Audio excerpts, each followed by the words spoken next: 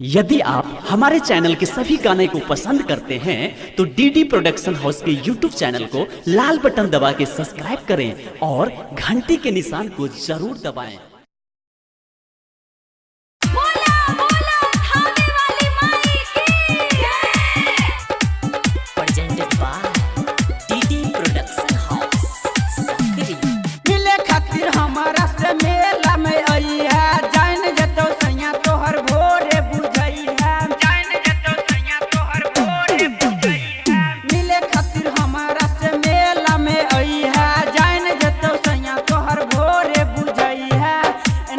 हमारा छोरी के जो एना नहीं हमारा छोरी के जो